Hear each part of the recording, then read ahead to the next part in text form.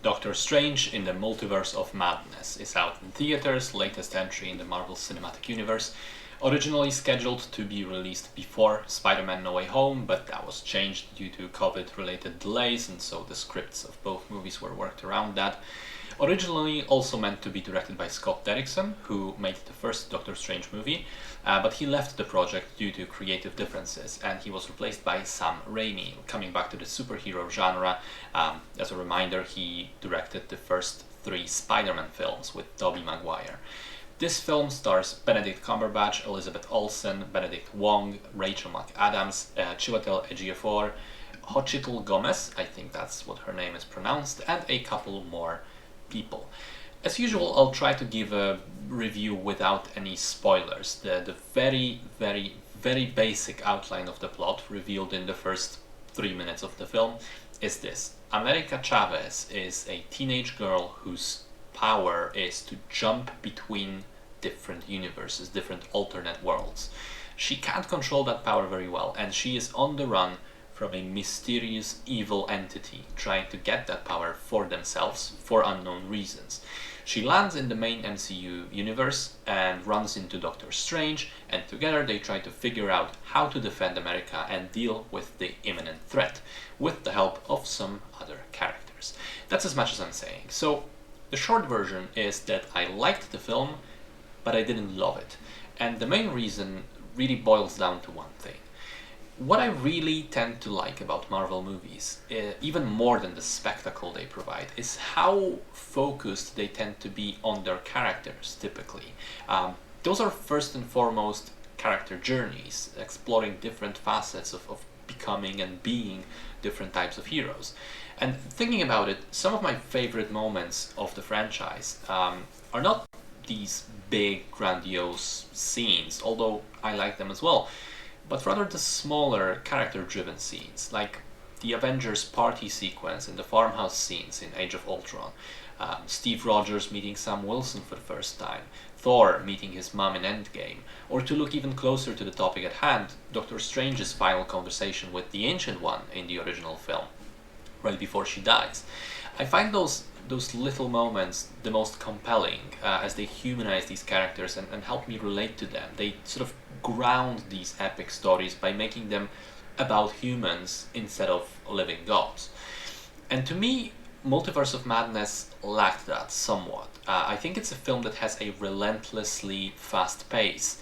The action just keeps moving forward from one set piece to another, from one big cool scene to the next one. And it seems every single minute of the film is in direct service to the plot. And that's not necessarily a bad thing in itself, and it makes the film quite engaging in the entertainment sense. It's very much like a roller coaster ride.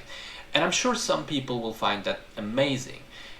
But for me personally, I would have liked to see the movie slow down sometimes and let these characters just breathe a little more. Because in many ways, it feels like character development just takes a back seat in this particular film so that the action can shine more. Now, I will say this, the action does admittedly shine, and there are multiple sequences which are very creatively made.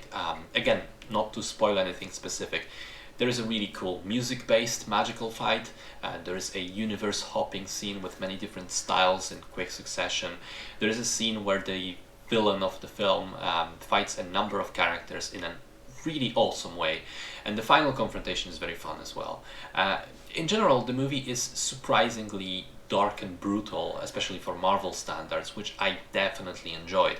I think it draws a lot from Sam Raimi's horror film experiences. I mean, some sequences are straight up horror stuff, like one scene closely resembling The Ring.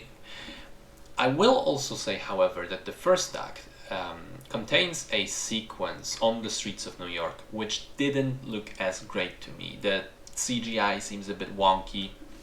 There are visible green screens. I don't know what happened there, but the scene just looks slightly out of place. But for the most part, the visuals look great. In terms of the performances, Cumberbatch is good as always. Elizabeth Olsen is fantastic. She's definitely the shining point of this film. All the rest of the cast are fine as well, with the exception of Xochitl Gomez, who plays America Chavez.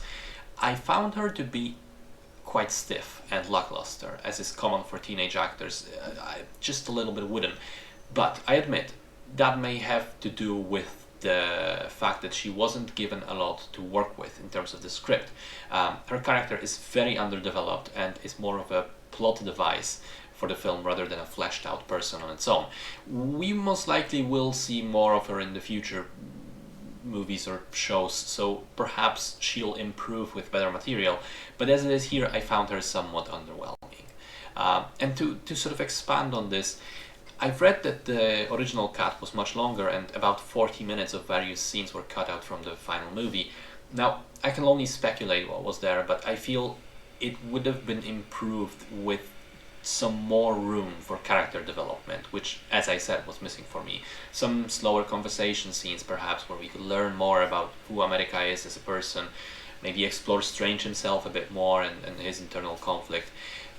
It really just does make me wonder what was the original shape of the film.